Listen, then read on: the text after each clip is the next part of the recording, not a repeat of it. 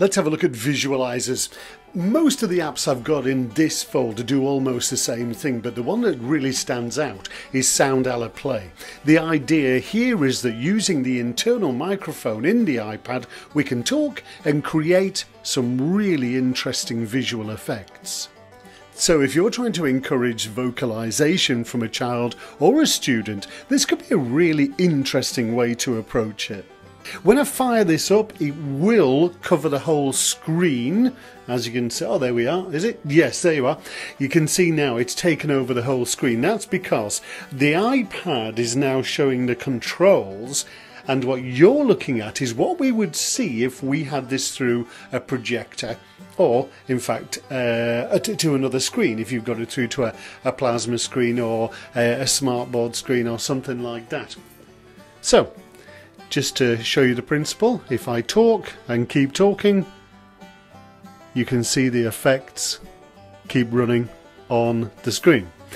If I just touch about here and just tap it downwards, the whole thing starts to turn. That can get a little bit whizzy, if I'm honest, but you can stop it with your finger as well, so you can introduce a little more movement.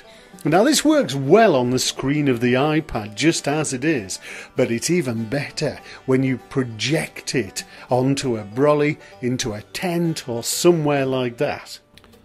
Right, let's have a look at the settings on Soundala Play. Now when I talk, it'll go, and as you can see I can just spin it round with my finger just like that. But if I want to have a look at other settings for this, all you do is tap the screen and you can start to play. This is basically your master, so that's the amount of volume you want in. Right down the bottom, it's not going to pick up very much. Increase the master. You'll be able to talk very lightly into this, so it's a lot more sensitive the further up that slider actually is. Halfway is probably good. You can set your speed, so the speed it responds. You can see there, it's very immediate. Down there, it's a little bit more slow and gradual, so better for those students who startle a little. The range. Play with the range and you can see there it just reduces the whole effect. Bring the range right out and there you've got a massive effect there. So depending on the volume and how you want this to respond, you can play around with these settings.